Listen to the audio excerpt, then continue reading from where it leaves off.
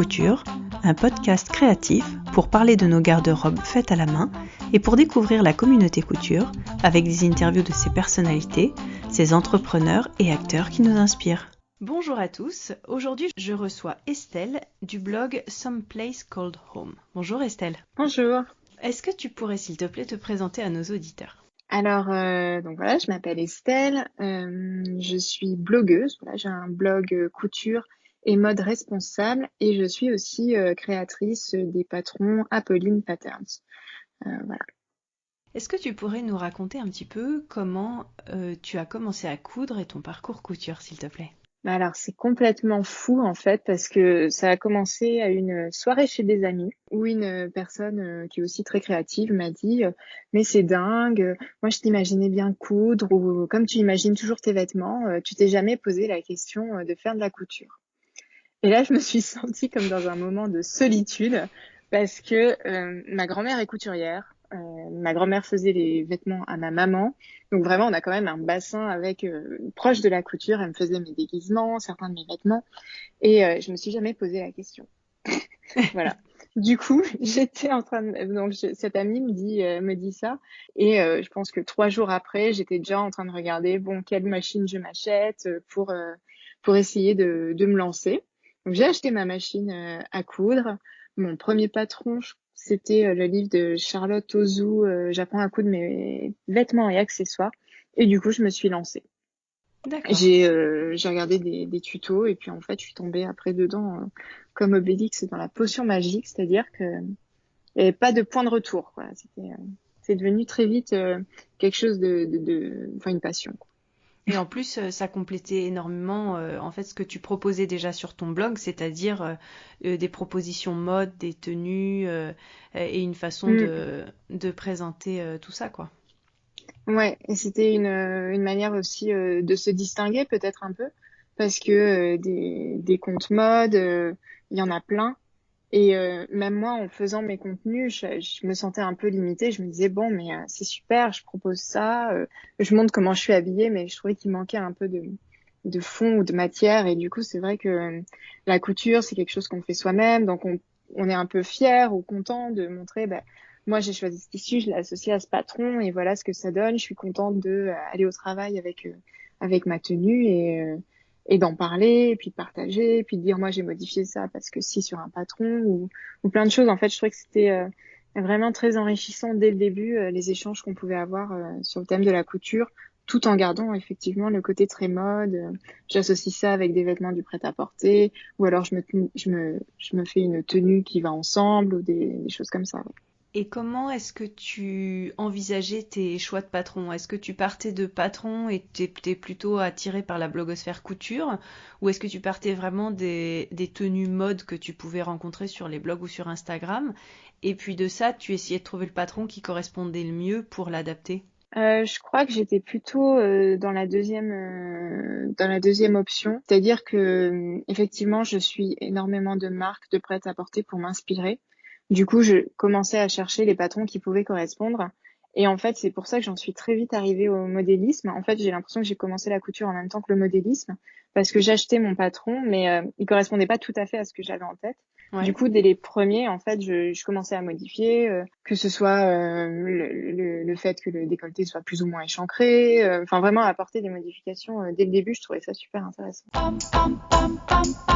Et donc justement, comment est-ce que, de manière aussi rapide finalement, tu en es venue d'une passionnée de couture à créatrice de patron ? Est-ce que tu peux nous raconter un petit peu ce parcours et comment tu as enrichi ta pratique et pour en arriver là aujourd'hui ? Et ben en fait, j'ai l'impression que enfin ça s'est pas fait sur un hasard, mais j'ai un peu été portée, je pense, par tous les commentaires que je pouvais recevoir sur les réseaux sociaux, notamment sur Instagram. Je voyais que ce que je proposais plaisait, du coup je me suis dit bah super, continuons. Et le modélisme, c'était une manière d'apporter vraiment ma touche, c'est-à-dire que les vêtements que je proposais partaient au début de certains patrons, mais représentaient bien ce que j'avais envie de porter. Du coup, dès le début, je me suis acheté, alors c'était les tomes de Teresa Gilouska, je ne sais pas exactement comment ça se prononce, mais c'est des tomes de référence en fait pour le modélisme. Il y en a 3 et donc sur le vêtement féminin. du coup, j'ai commencé à apprendre à faire mon buste de base, à y apporter quelques modifications en m'entraînant sur les manches, sur les décolletés, sur les découpes. Et en fait, comme je faisais ça à chaque nouveau vêtement, enfin, ça m'a permis en fait d'avancer plus vite. Oui. Voilà, je faisais du modélisme dès le début, c'est-à-dire que enfin voilà, je sais pas si c'est clair. Tout de suite, tu Ouais. as modifié les patrons plutôt que de les prendre juste en modifiant pour Mm. une encolure ou une adaptation de la poitrine ou des manches ou des choses comme ça. Toi, tu as tout de suite ajouté des détails ou fait des petites modifications plutôt design plutôt que d'aisance, de fit, quoi. Ouais, c'est ça. Et en fait, j'ai acheté très peu de patrons en tout, à part les livres parce que j'adore ça. Mais voilà, je faisais vraiment de A à Z, bah, le buste de base, et ensuite le modèle comme je l'avais imaginé. Et puis après, par la suite, j'ai pris aussi des cours beaucoup sur Artisan. Ils ont des packs modélisme qui sont vraiment top et intéressants. C'est vrai que voilà, c'est toujours des contraintes de temps et de coût puisque je travaille à côté de mon blog. Hmm. Et du coup, ça me permettait vraiment le soir de me poser devant mon ordi et d'apprendre comment on faisait un buste de base, comment on faisait une jupe de base, comment on faisait un pantalon de base. Et vraiment, ils m'ont énormément appris et c'est ce qui m'a permis aussi de lancer ma marque avec plus de confiance parce que bah, je me disais, bon, j'ai quand même appris des bases pour pouvoir proposer un travail professionnel, quoi. Ouais. Parce que c'était ça l'enjeu. Mm. Oui, oui, oui, tout à fait. Et comment est-ce que tu crées aujourd'hui tes modèles? Je sais que tu as publié il y a pas très longtemps ta deuxième collection, ta première collection automne-hiver. Et avant, tu Ouais. avais proposé une collection printemps-été. Donc déjà, tu as fait le choix de proposer des collections. Comment est-ce que tu as fait ces choix et puis quelles sont tes inspirations? Alors, pourquoi une collection? Parce que je crois que c'est une grosse inspiration encore du prêt-à-porter. C'est-à-dire que ce que j'aime en fait quand les marques de prêt-à-porter sortent leur collection, c'est qu'il y a tout un lookbook avec une atmosphère, c'est-à-dire que chaque collection représente quelque chose. Et je me disais que si je sortais un modèle tous les 3 mois, par exemple, j'aurais peut-être moins cette unité et moins ce côté un peu fort, un peu prêt-à-porter. Du coup, c'est pour ça que je me suis toujours dit, allez, je fais au moins 3 modèles et puis ça représentera chacun un univers. Des envies à un moment donné. J'aimais bien le principe des collections. Après, pour les inspirations, je suis une fervente admiratrice de la marque des Petits Hauts, en tout cas dans l'univers, que ce soit esthétique que dans les coupes très intemporelles. Mais en fait, il y a beaucoup de marques qui sont intéressantes. Je me nourris aussi pas mal des livres de mode, mais qui datent, disons, des années 30 ou voilà, d'autres époques que je feuillette. Et je me fais, en fait, à chaque fois que j'aime un modèle ou j'aime une coupe, un détail, je le consigne dans un petit book que j'ai. Et puis à la fin ça s'étoffe. Et à chaque fois que je me remets dans un processus créatif, bah, j'essaye de voir quels sont les modèles qui vraiment m'attirent l'œil et que j'aimerais adapter pour le prêt-à-porter aujourd'hui, etc. D'accord. Ah, c'est intéressant. J'avais cru lire que tu proposais, en fait, tu dessinais toi-même un vêtement avec des détails, puis tu essayais plein de détails et tu mettais tout à côté, puis tu essayais de voir ce qui correspond, ce qui marchait le mieux, c'est ça? Oui, c'est ça. C'est comme des planches, en fait. Disons que à ce stade-là, j'ai déjà une idée bien précise hein, de ce que je veux faire. Voilà, on se demande toujours, bon, bah, si je veux faire des petits volants, est-ce que je les mets aux manches? Est-ce que je les mets sur le col? Est-ce que je les mets sur une partie du col seulement? Et donc, je fais des petits dessins alignés côte à côte. Et je décide. Après, c'est confronté au moment où je commence à faire les prototypes, donc à les coudre. Parfois, je mets plus de détails et je me dis, bon, si je les enlève là, c'est vrai que c'est bien sur le col, c'est bien sur la manche, c'est bien sur et j'arbitre comme ça, mais ouais, j'essaye d'avoir une idée un peu précise déjà au dessin. Et quand est-ce que dans tout ce parcours couture, j'ai envie de dire, t'as vraiment pensé à lancer toi-même ta marque? Et question subsidiaire, le fait que ton blog n'ait pas le même nom que ta marque de patron. Comment est-ce que c'est venu et comment est-ce que t'as choisi ça? Alors, sur le nom du blog qui est différent, c'est-à-dire qu'au début, j'ai créé mon blog, je faisais surtout de la mode. C'était vraiment le début. Je partageais mes looks, il y avait moins le côté couture, donc ça s'appelait Someplace Called Home. Mhm. Et je trouvais que voilà, au moment de créer ma marque de patron, je trouvais que le nom du blog ne correspondait pas à ce que je voulais transmettre pour une marque. Du coup, j'ai cherché en fait quel nom pourrait me plaire. Ça m'a pris 3 ou 4 mois de trouver un nom de marque parce que c'est pas facile quoi. Parce que une fois qu'on la dépose, elle est déposée et les Oui. gens l'appellent comme ça. Donc on peut pas changer tous les 4 matins de nom de marque. Et je me suis demandé après, est-ce que finalement le blog ne devient pas Apolline Pattern? C'était une possibilité, mais je voulais pas déjà que les gens, je trouve que c'est déjà compliqué avec mon nom d'Instagram et mon nom de blog. Mon nom d'Instagram, c'est Estelle-SPCH, donc c'est les initiales de Someplace Called Home, mais les gens le savent pas toujours. Du Mhm. coup, je trouvais que si je rechangeais mon nom de blog, plus une nouvelle marque, c'était compliqué. Rien que pour la lisibilité, parce que ça faisait 2 ans que le blog était en ligne et il était connu comme ça. Donc, je voulais pas changer et j'ai pas trouvé mieux non plus. J'ai cherché à une période, mais je trouvais pas mieux. Voilà.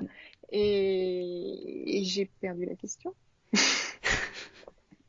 Je disais oui, quand est-ce que tu as décidé de prendre ce côté professionnel, création de patron? Parce que j'imagine que c'est une nouvelle porte professionnelle qui s'ouvre à toi, plus qu'une grosse passion, vu comment ça se Oui. développe. Donc comment est-ce que tu as fait ce changement dans ta tête et dans tes projets pour en arriver là? Et bien en fait, alors avant le lancement de ma collection en mai, j'avais déjà fait quelques patrons que je mettais sur mon blog. C'était que du PDF parce que voilà, j'avais pas le statut d'entreprise. Mhm. Et en fait, j'ai vu que effectivement, ces patrons étaient achetés. Du coup, je me suis dit, c'est super. Franchement, la couture, c'est ma passion. Si je pouvais en faire un métier, ce serait complètement dingue. Et c'est à ce moment-là où je me suis dit, ok, je me mets vraiment sur le développement de ma marque. Donc créer une identité, créer voilà, une image, essayer de proposer des patrons pochettes parce que je trouve que c'est vraiment quelque chose qui est un marqueur du fait que ce soit vraiment professionnel. Beaucoup le font, c'est-à-dire à la fois PDF et pochette. Je trouvais vraiment que ça instaurait la marque dans l'espace. Mhm. Et du coup, si Apolline n'a pas le même nom que le blog, c'est aussi parce que je voulais que le blog ne soit pas un espace commercial. Je voulais vraiment D'accord. garder l'indépendance, parler d'autres sujets, c'est-à-dire de la mode. Je voulais vraiment qu'on garde cette authenticité et que ça soit pas d'une manière ou d'une autre cannibalisé par Apolline, qui est vraiment la marque de patron. Je voulais que je reste aussi blogueuse, proche de ma communauté, que j'échange, que je donne des conseils et pas vraiment d'avoir tout le côté parce que voilà, on est obligé de parler de sa marque et tout. Bien sûr. Voilà ce qui me permet de vivre. Mais je voulais quand même garder les deux et rester blogueuse indépendante. Voilà. Très bien. Et d'ailleurs, je voulais évoquer au mois de mai, il y a aussi un article dans le magazine Passion Couture qui est sorti. Hmm. On t'a contacté. Est-ce que ça a changé en fait le retour qu'on avait sur ce que tu faisais? Est-ce que tu as eu de nouvelles personnes qui sont venues te suivre ou comment qu'est-ce qui s'est passé avec cet article de chouette? Bah, c'était. Enfin, moi, ça m'a beaucoup surpris, effectivement. C'est Toinette, donc, qui gère le magazine, qui m'a contactée. Elle venait juste de me découvrir sur Instagram. Et elle m'a dit, enfin, elle aimait bien ce que je faisais, mon univers. Et effectivement, d'avoir un article dans la presse. Alors, j'ai eu des gens qui m'ont écrit sur Instagram en me disant, ah, ben, je reçois le Passion Couture créative, je t'ai découverte, c'est intéressant le volet couture, mais aussi façon de consommer. Donc, je pense qu'il y a des gens qui sont arrivés aussi pour cette double casquette. Hmm. Du coup, après, c'est vrai qu'on a noué de nouvelles relations puisque récemment, j'ai sorti un patron pour Passion Couture Créative. Donc, c'était dans le hors-série hiver. Hmm. On m'a proposé de créer un patron. Donc, forcément, c'est de la crédibilité pour l'entreprise. C'est sûr que Tout à c'est fait. pas la blogueuse qui sort son patron sur son e-shop. Voilà, c'est une reconnaissance, en fait, de quelqu'un du milieu. Donc, c'était assez dingue, mais super positif, quoi. Super. Et en termes d'outils de travail, je sais que tu as évoqué une ou deux fois les logiciels que tu utilises pour patronner. Comment t'as appris ça et est-ce que tu utilises quelqu'un pour grader ou est-ce que c'est toi qui grades toute seule? Enfin, je sais que à suivre plusieurs créateurs et créatrices de patrons, c'est souvent une question qui se pose. C'est quoi je vais dire tes outils professionnels pour travailler aujourd'hui pour les patrons que tu proposes? Alors, j'utilise pour tout ce qui est conception du patron un logiciel qui est donc gratuit, formidable, qui s'appelle. Alors, son ancien nom c'était Valentina. Maintenant, c'est Simly 2D, donc SEAMLY 2D. C'est un logiciel qui est en anglais, mais voilà, c'est en open source, donc c'est quand même assez fou d'avoir accès à quelque chose qui a été pensé pour faire du patron de couture. Et le gros avantage de cet outil, c'est qu'on peut remplir des tableaux de taille. Donc pour chaque taille, par exemple, remplir automatiquement donc le tour de poitrine, le tour de taille, le tour de hanche, plein de mesures comme ça qui permettent du coup de grader automatiquement. D'accord. Donc ça, voilà, c'est un outil très utile. Ensuite, il n'est pas très sexy esthétiquement.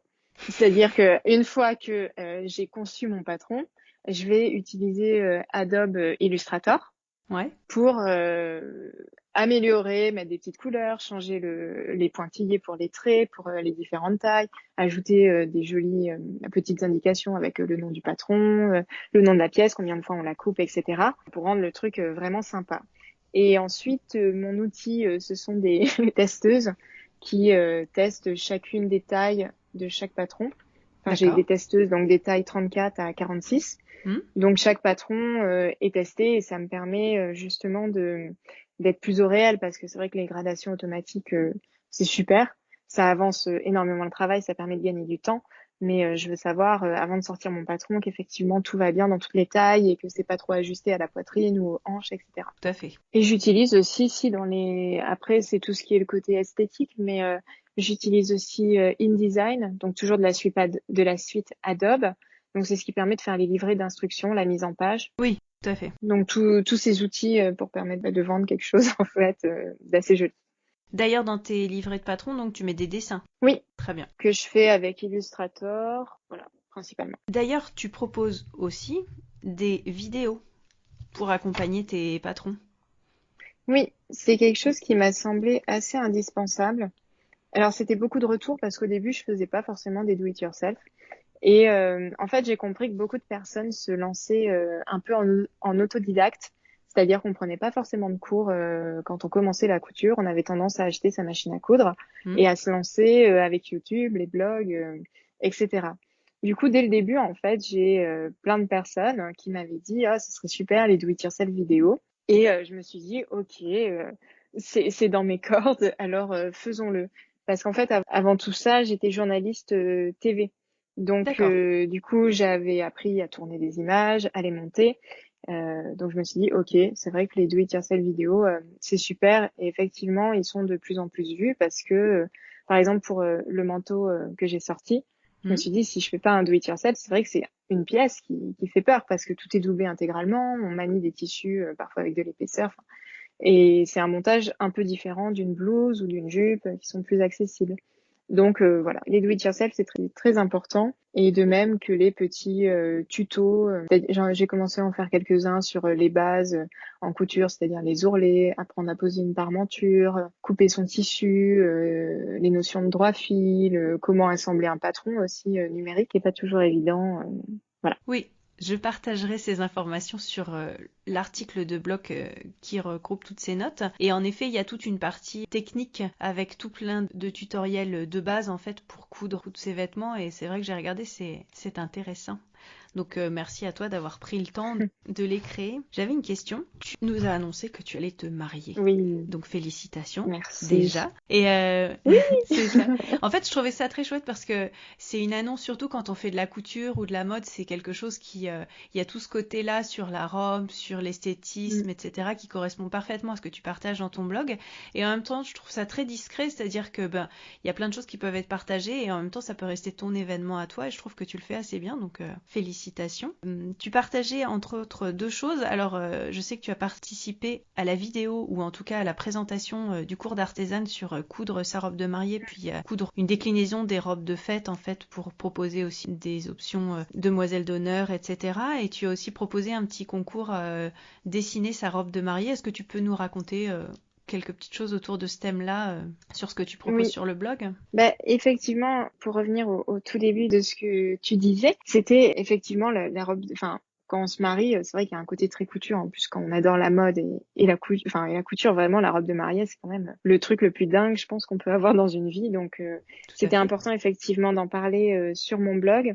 Et de parler plus à travers ce biais plutôt que de raconter, bon, j'ai choisi tel traiteur, ou des choses comme ça qui me paraissaient un petit peu moins justifiées. Effectivement, on a envie de garder un peu la surprise. Moi, je sais que j'ai des proches qui me suivent et qui lisent mon blog et j'ai pas envie qu'ils sachent avant d'arriver sur le lieu pour conserver toute la magie. Donc, c'était aussi ma manière vraiment de justement de parler du mariage sans parler de mon mariage, Tout et à surtout que fait. ça soit utile aussi pour les gens qui se marieront ou se marient déjà en 2020, il y en a pas mal, ou se marieront après. Effectivement, Artésane, donc ça c'était oui en avril ou mai dernier. En fait, ils avaient lancé un petit concours sur Instagram dans leur story en disant si le projet vous intéresse, envoyez-nous un petit message. Et du coup, je m'étais dit super, ça m'intéressait, je me suis dit bon, je vais candidater, on verra.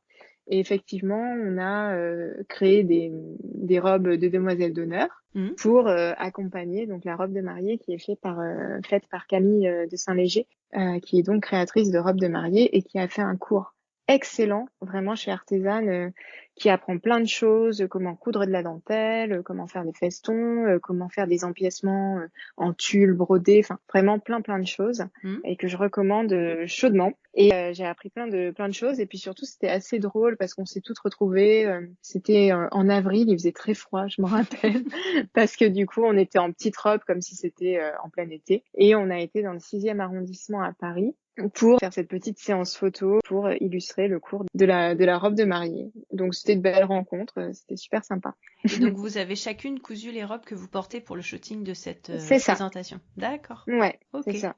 On avait le choix dans une sélection de tissus. Notre mission, c'était de coudre chacune des robes et d'être là le jour du shooting.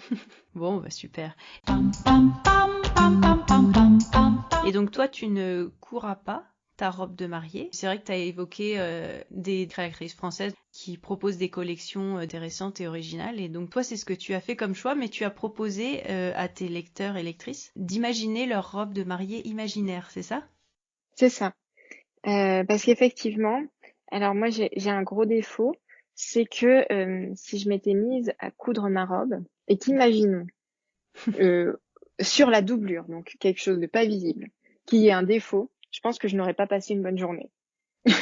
Donc du coup, je me suis dit, je ne prends pas cette responsabilité, je la délègue à une créatrice française qui a l'habitude de faire des robes de mariée et de les coudre et c'est fait par des professionnels, donc super. C'est un projet quand même qui fait rêver la robe de mariée. J'avais envie de le traiter d'une manière peut-être plus légère sur le blog. Je m'étais dit, le must, ce serait carrément qu'une robe arrive au catalogue d'Apolline Patterns. Alors je me suis dit, allez, tentons un concours créatif. J'ai proposé donc à ma communauté de m'envoyer les dessins de leur robe de mariée, imaginaire ou alors pour certaines, c'est carrément des robes de mariée donc qu'elles visent pour 2020 puisque les personnes qui ont participé se mariaient souvent. Voilà, en D'accord. 2020, donc elles avaient une idée un peu précise de ce qu'elles voulaient. Et du coup, voilà, elles m'ont envoyé leurs dessins. Et là, je suis en train justement enfin, je viens de terminer de récupérer toutes les candidatures. Les lauréats n'ont pas été annoncés, mais D'accord. je trouvais ça assez intéressant. Et puis c'était une manière différente de participer. Voilà. Il y en a qui sont vraiment, enfin, qui sont doués, quoi, et qui font vraiment du dessin pour le plaisir. Et ça, c'est top. Bon, t'as dû avoir de belles choses. On a hâte de voir les Mm, résultats que tu proposes et ce qui oui. peut sortir de tout ça, en tout cas. Tu partageais également au mois d'octobre, ou enfin t'as pas partagé le tutoriel, mais disons que t'as partagé une action qui est proposée de manière caritative pour créer des petits coussins du cœur. Est-ce que tu peux juste nous raconter à quoi servent ces coussins et dans quel but ils sont créés? En fait, c'est ma petite mercerie qui m'a contactée pour me parler de cette initiative qui était donc pour Octobre Rose. Donc c'est pour lutter en fait contre le cancer du sein. Donc il y a une partie des bénéfices qui est allée à la Ligue contre le cancer, mais surtout partout. On pouvait donc confectionner ces coussins qui servent aux femmes en fait qui ont subi des interventions chirurgicales au niveau de la poitrine. C'est un coussin qui se place dans le creux de l'aisselle. Et la forme fait que elles peuvent reposer cette partie donc après l'opération pour se reposer et avoir moins de douleur. En gros, c'est de faire participer parce que ce coussin, on met 20 minutes tout au plus à le coudre. Mais si on est beaucoup à prendre 20 minutes de son temps pour coudre un coussin, ça fait autant de coussins qu'on peut ensuite envoyer donc dans les centres de la Ligue du cancer qui redistribuent ensuite au niveau des hôpitaux. D'accord. Donc c'était quelque chose qui me tenait à cœur. Une belle initiative. Je sais qu'une année, il y avait eu toute cette mobilisation avec le jaune et l'endométriose. Donc je trouve que si la couture peut permettre parfois de s'engager pour des causes importantes où des gens souffrent, c'est bien. Tout à fait. D'ailleurs, on partagera le tutoriel qui est toujours disponible sur le site de la petite mercerie, oui. Au moins avec le patron, pour que si vous voulez en réaliser, que vous puissiez vous lancer.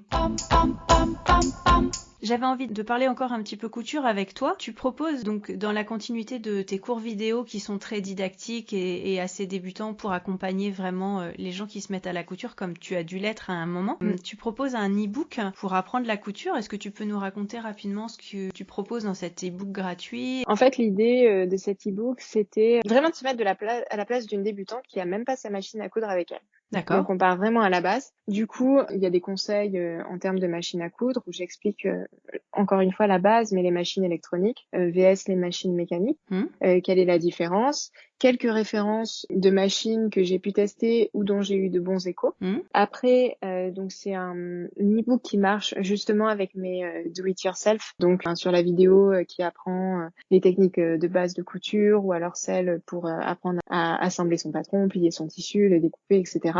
Donc j'explique toutes ces étapes. J'avais aussi envie de proposer un exercice pratique parce que c'est comme ça que j'ai commencé. Je voulais pas forcément perdre de temps parce que je suis pas patiente à faire des à faire des fausses toiles ou alors des lignes et des lignes de couture avant d'apprendre à coudre droit. Je voulais vraiment passer à quelque chose de concret, donc par exemple des vêtements. Donc j'ai conçu un top débutant. Donc le patron est gratuit et accessible sur mon blog.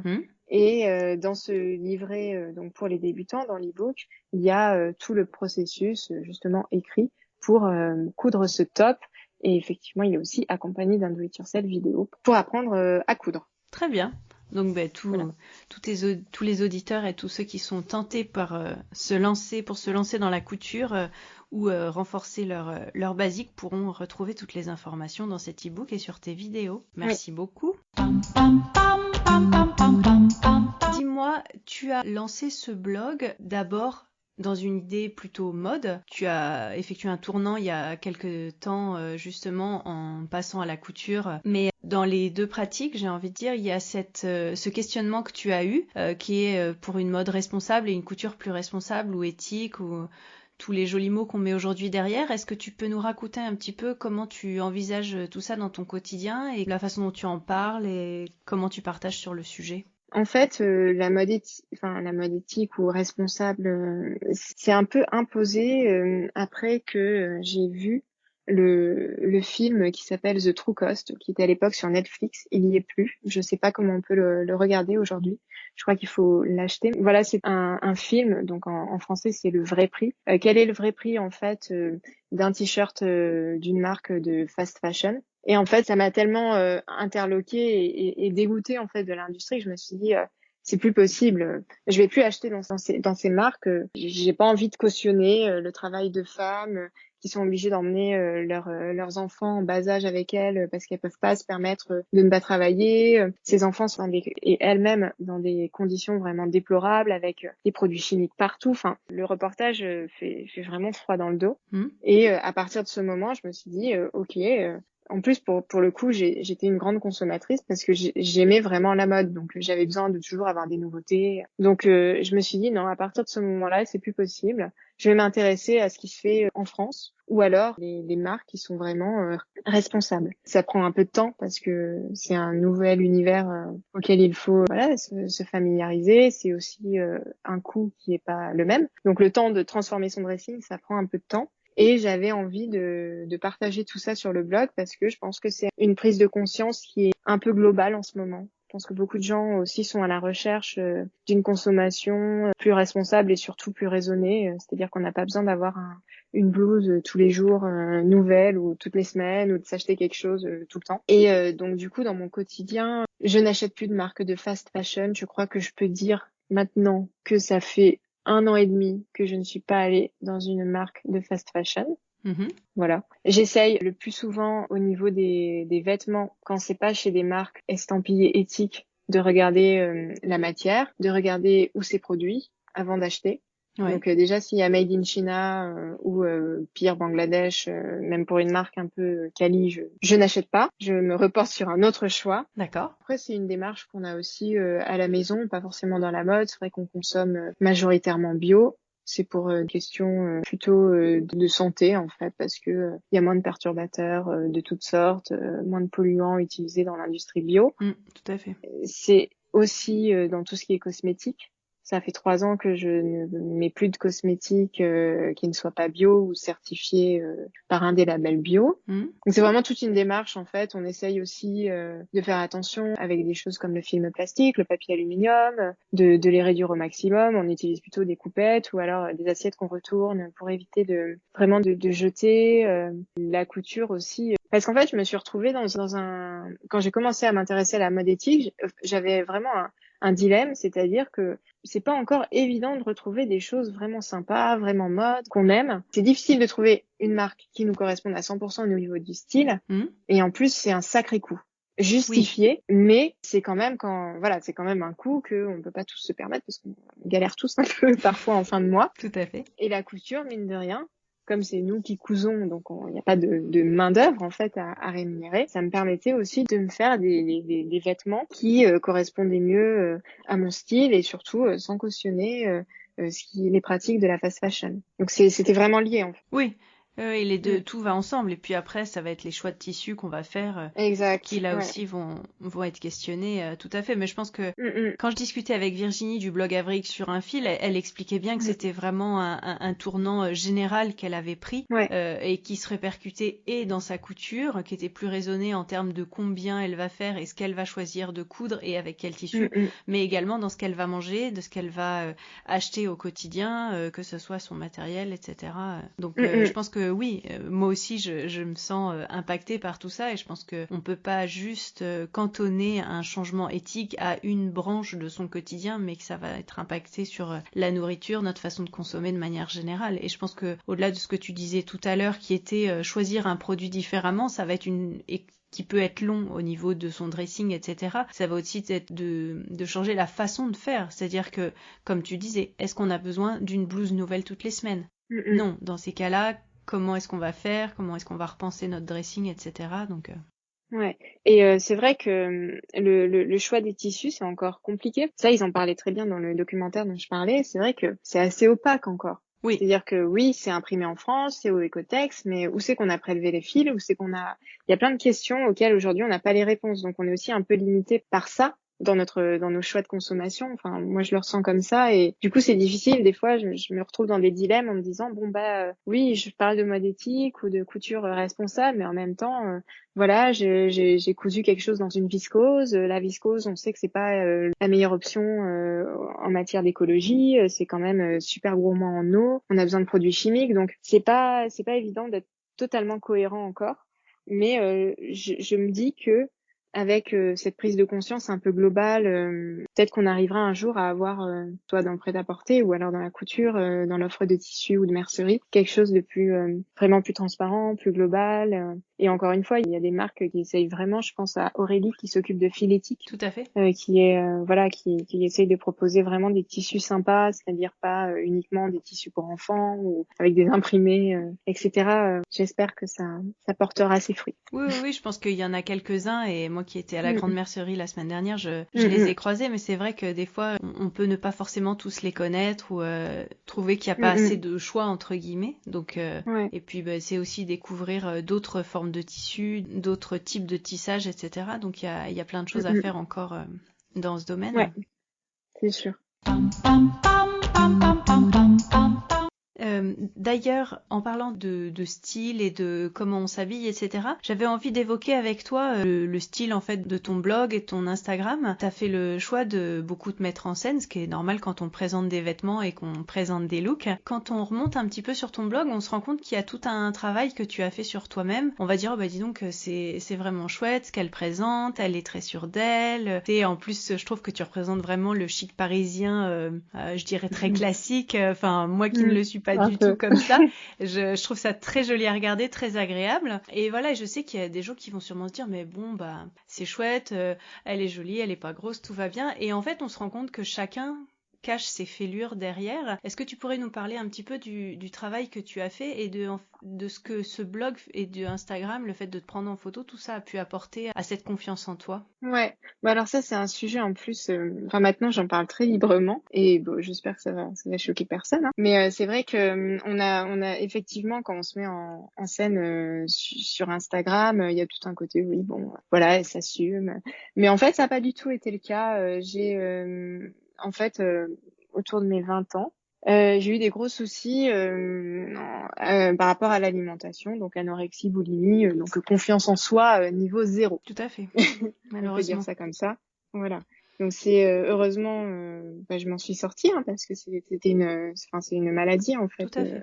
C'est pas juste une lubie de vouloir être fine ou comme les mannequins. Enfin ça c'est vraiment pas la bonne interprétation. Et ça a mis du temps. Hein. Je pense que je suis restée dans le noir à peu près 5 ou 6 ans. Ouais. Voilà, c'est ma maman qui m'a beaucoup répété mais ça va pas, mais comme elle pouvait quoi, parce qu'elle était un peu impuissante face à ça.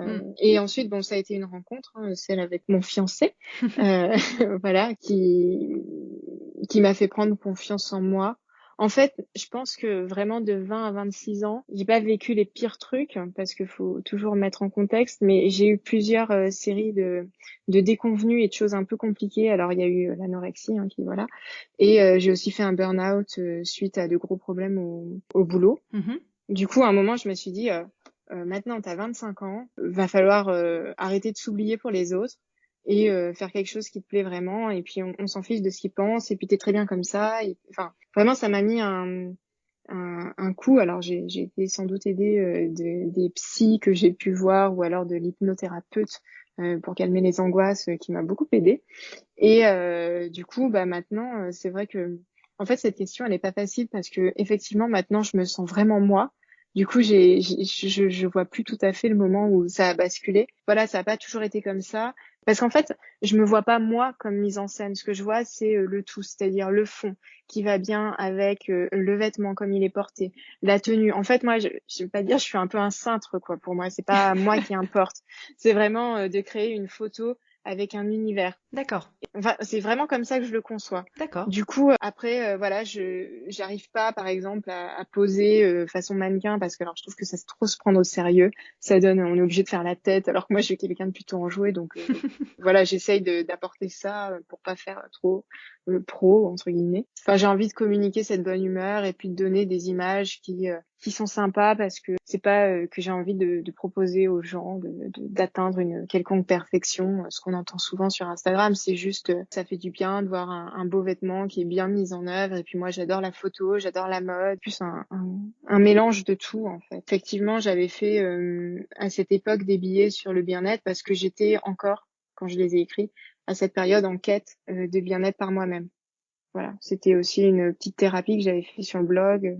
Et je me disais qu'en partageant ce que je vivais, ça pouvait aussi aider des personnes qui lisaient ça à ce moment-là, à les aider peut-être elles aussi à se sentir mieux avec ce qu'elles avaient et arrêter de scinder le corps, l'esprit. On est tous la même personne et il faut s'accepter entièrement. Oui, parce que je me souviens de cet article, c'est où tu disais, à force de regarder des photos de moi, je vais arrêter de me focaliser sur un sourire, sur un bouton, sur une mèche de cheveux ou un truc, et Mm, prendre vraiment la photo en global, comme tu dis, avec un fond, une mise en scène, etc. Et c'est vrai que moi, mm, les mm, premières fois que j'ai fait mon podcast, au début, je disais, ah, ma voix, c'est pas possible. Et puis, bah, finalement, en mm, mm. bossant pendant 3-4 heures au moins sur chaque épisode, eh ben, il y a un moment, on fait plus attention à ça. Ce à quoi on Ouais. fait attention, c'est à la façon dont c'est fait et c'est proposé. Et je pense qu'en effet, c'est aussi un travail que je trouve intéressant à différentes occasions, de prendre le temps de se prendre en photo et de se regarder. Et c'est vrai qu'il y a des gens qui disent moi je prends jamais des photos, et je pense que pour un travail d'acceptation de soi c'est hyper important. Et hors contexte blog et hors contexte publication après, hein, c'est vraiment se prendre en photo et se regarder soi-même. Et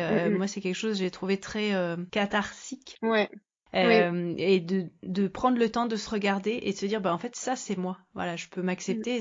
Et la photo a cette distance qui permet de faire un travail. Donc en tout cas merci d'avoir partagé cela. Mais c'est vrai que ça m'a fait penser quand tu disais bah oui, ma voix, bah effectivement maintenant moi ma tête entre guillemets, je vais plus me focaliser sur le faux pli qui s'est créé au niveau de la blouse que mon sourire, parce que bah de toute façon je suis en stories, je me maquille jamais en story, sauf si je suis maquillée pour aller au travail. Mais enfin vraiment à un moment faut décomplexer, parce que sinon j'imagine même pas, faudrait que je prenne 30 minutes à chaque fois de poster une stories de 20 secondes pour avoir l'air bien. Enfin, et puis je trouve que c'est surfait.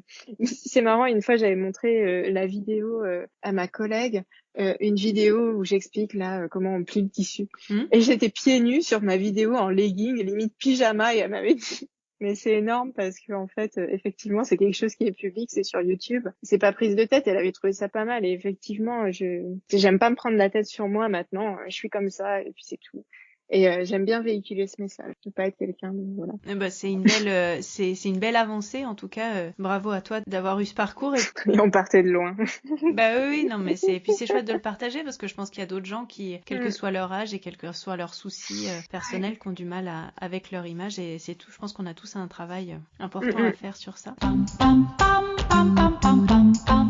J'avais envie d'évoquer deux petites choses un petit peu fun. On en avait parlé une fois, c'était et je l'avais évoqué avec Camille qui gère la page Facebook d'Atelier Scamit. C'était le fait de prendre des références sur la mode et de vouloir les reproduire, ce dont on a parlé au début de notre entretien. Toi, tu avais créé, on pensait l'idée de créer un hashtag ou quelque chose, et toi sur ton blog, tu proposes justement comme ça des looks que tu adaptes, et tu as appelé ça See It Sweet, donc le voir, le coudre. Voilà, j'avais juste envie d'évoquer cela parce que je trouvais ça fun, et je pense qu'on est beaucoup à s'inspirer comme ça du prêt-à-porter, quel que soit le style proposé. Ouais. Ben, en fait, c'est vrai que, alors c'est peut-être plus sur Instagram que sur les blogs, mais effectivement, le nombre de fois où on suit les hashtags type Cézanne like, des petits veaux like, c'est vrai qu'on voit plein de nanas qui font de la couture. Alors quand je dis nanas, c'est positif, hein.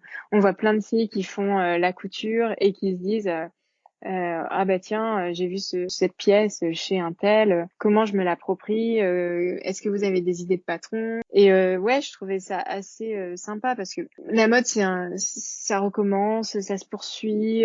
Oui, on se nourrit de ce qu'on voit, donc c'est vrai qu'une pièce peut nous faire envie, mais c'est vrai que la coudre, plutôt que de l'acheter, bah, c'est aussi un autre travail, ça nous donne un objectif créatif, ça nous permet de nous évader. Moi, j'aime bien effectivement trouver des pièces que j'aime bien dans le prêt-à-porter, essayer de me creuser la tête pour proposer des alternatives. Expliquer aussi assez dans le détail, parce que c'est pas toujours facile en fait d'imaginer comment on peut modifier un patron. Donc pour chacune des inspirations, c'est vrai que j'essaie de donner vraiment les étapes en fait de modification du patron, que j'essayais vraiment d'être basique pour être accessible à tous. Là, je sais que là récemment, j'aime bien suivre la personne s'appelle S du bas Bribri sur Instagram, ou Briri pardon, avec plusieurs i, et du coup elle est en train de faire un hack, c'est comme ça que ça s'appelle, d'un des pulls Cézanne qui vient de sortir en mohair avec des broderies. Et donc elle fait vraiment toutes les stories pour montrer comment on modifie le patron et toutes les étapes, comment on pose le ruban de broderie, comment on pose le biais sur l'encolure, etc. Et je trouve ça super intéressant. Et je dirais même que sa réalisation, là, elle était en train de poster, je crois que c'était hier ou avant-hier, donne mieux que le pull que j'ai été voir en vrai en magasin. Oui, puis de toute façon, c'est un labor of love, comme on dit. Enfin, c'est aussi quelque chose qu'elle va chérir d'autant plus parce qu'elle lui aura passé du temps, et c'est sûrement plus beau parce qu'elle aura sûrement fait attention aux matières qu'elle va utiliser et à choisir exactement les choses parfaites pour elle, en tout cas. C'est ça. J'avais envie de finir notre entretien sur ton petit calendrier de l'Avent. Je pense qu'en cette période de préparation de Noël, c'était tout indiqué. Tu proposes sur Instagram un calendrier de l'Avent. Est-ce que tu peux nous en dire quelques mots, s'il te plaît, et puis nous dire ce qui t'a motivé à mettre ça en place et comment ça se passe? Oui, et ben du coup, ça aussi c'est une inspiration des blogueuses mode très suivies que je suis. En fait, j'emprunte pas mal les codes, enfin mon idée en tout, c'est d'emprunter les codes de ce qui se fait au niveau de la blogosphère mode et de l'importer dans la couture parce que voilà, je trouve que c'est super sympa. Et donc, c'était un concept qu'une des blogueuses, Elles en parlent, fait depuis 5 ans, je crois.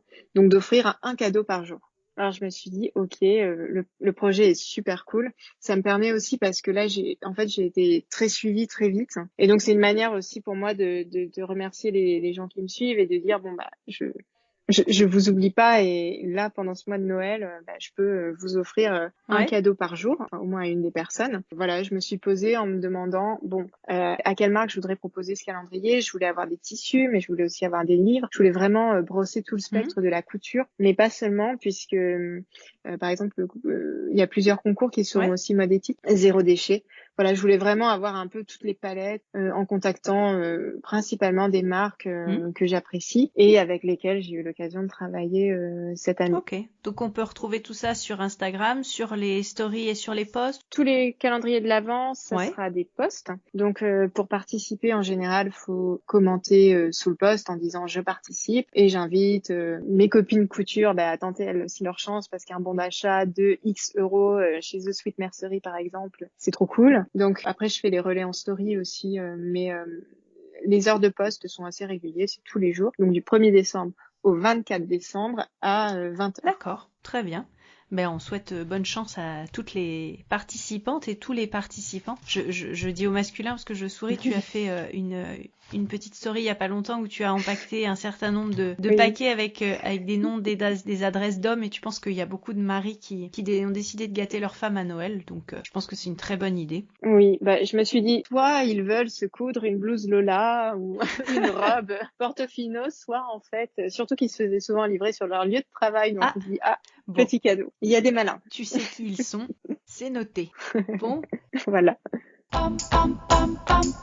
Tu as envie d'ajouter quelque chose sur ce qui se profile chez Apolline Pattern? Eh bien, chez Apolline, je suis en train de travailler donc sur une collection capsule, donc qui sortira en mars 2020, qui est un joli projet qui est pas si éloigné de ce que j'ai pu faire donc sur les vêtements de cérémonie et la robe de mariée. C'est un joli projet, on est plusieurs en fait dessus. Il n'y a pas que moi, que j'ai hâte de partager et effectivement après il y aura peut-être quelques modèles plus classiques. Quoique j'essaye toujours quand même dans mes patrons de faire une déclinaison faite comme une déclinaison simple parce que je sais ce que ça représente comme coût un patron, donc j'essaye toujours d'apporter le plus de déclinaisons possible. Mais voilà, donc première échéance en mars 2020 et ensuite sans doute en mai, juste avant l'été. D'accord. Et est-ce que tu peux redire à tous nos auditeurs et nos auditrices où est-ce qu'on peut te retrouver sur Internet, s'il te plaît? Alors, j'ai mon Instagram qui est donc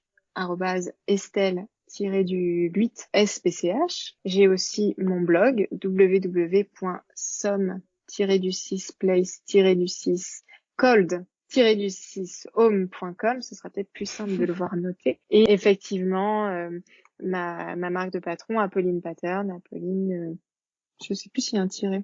Mais si on tape dans Google Apolline Patterns, elle est référencée, donc vous la trouverez très bien.